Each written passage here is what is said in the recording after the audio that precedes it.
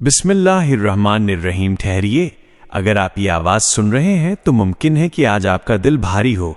शायद आप किसी ऐसे दर्द से गुजर रहे हैं जिसे आप लफ्ज़ों में बयां नहीं कर पा रहे। कभी अकेले में बैठकर सोचा है, जो लोग पांचों वक्त नमाज पढ़ते हैं, जो झूठ और हराम से कोसों दूर रहते हैं, जो दूसरों के आंसू पोंछते हैं, आखिर सबसे बड़ी मुसीबतें उन्हीं के घर का रास्ता क्यों चुनती हैं?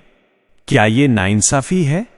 नहीं, इसके पीछे कायनात के मालिक का एक बहुत गहरा राज छुपा है। कुरान का फैसला। अल्लाह रब्बुल इज्जत कुरान में साफ फरमाता है, क्या लोगों ने ये गुमान कर रखा है कि वे सिर्फ ये कहने पर छोड़ दिए जाएंगे कि हम ईमान लाए और उन्हें आजमाया नहीं जाएगा।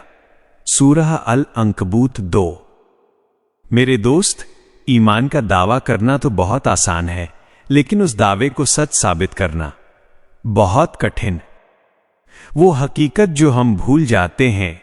हमारी सबसे बड़ी गलतफहमी ये है कि हम सोचते हैं, मैं अच्छा हूं तो मेरी जिंदगी जन्नत जैसी आसान होनी चाहिए। लेकिन याद रखिए, ये दुनिया जन्नत नहीं, इम्तिहान गाह, एग्जाम हॉल है, और इम्तिहान हमेशा काबिल स्टूडेंट्स का ही सख्त लिया जाता है।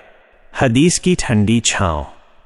सही बुखारी की एक रिवायत है जो आपके टूटते दिल को जोड़ देगी। अल्लाह के नबी अंश ने फरमाया, अल्लाह जिसके साथ भलाई का इरादा करता है उसे मुसीबतों में मुब्तला कर देता है। सोचिए जरा, अगर आज आप आजमाइश में हैं तो ये अल्लाह की नाराजगी नहीं बल्कि उसकी मोहब्बत की निशानी है। वह आपको आम से खास बनाना चाहता है। मुसीबत सजा नहीं, सफाई है। जैसे सोने को कुंदन बनाने के लिए आग में तपाया जाता है, वैसे ही मोमिन को निखारने के लिए मुश्किलों से गुजारा जाता है। अल्लाह फरमाता है, और हम तुम्हें जरूर आजमाएंगे थोड़े डर, भूख और माल व जान के नुकसान से। सूरह अल-बकरा 155। यानी मुसीबत का आना कोई इत्तेफाक नहीं, अल्लाह का वादा है। इस दर्द के 3 बेशकीमती तोहफे। जब आप पर कोई मुश्किल आती है तो पर्दे के पीछे 3 चीजें हो रही होती हैं। 1. गुनाहों की माफी। हदीस कहती है कि मोमिन को एक कांटा भी चुभ जाए तो उसके बदले उसके गुनाह ऐसे झड़ते हैं जैसे पतझड़ में पेड़ से पत्ते। 2. दर्जों की बुलंदी। जन्नत में कुछ मकाम इतने ऊंचे होते हैं कि हमारी इबादतें वहां तक नहीं पहुंच पाती। तब अल्लाह हमें सब्र की सीढ़ी देता है ताकि हम उस मुकाम को छू सकें। 3. अल्लाह से नजदीकी। तन्हाई के उस अंधेरे में जब दुनिया साथ छोड़ देती है, तब इंसान का अपने रब से जो कनेक्शन जुड़ता है वो सुकून 7 आसमानों से भी कीमती है। क्या करें जब सब्र टूटने लगे? अगर जवाब नहीं मिल रहा, अगर दुआएं लंबी हो रही हैं, तो याद रखिए, अल्लाह देख रहा है। आपका एक एक आंसू उसके पास महफूज है। इन 3 रस्सियों को थाम लें।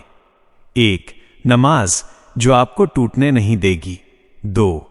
दुआ, जो नामुमकिन को मुमकिन बना देगी। 3. यकीन कि अल्लाह कभी अपने बंदे पर उसकी बर्दाश्त से ज्यादा बोझ नहीं डालता।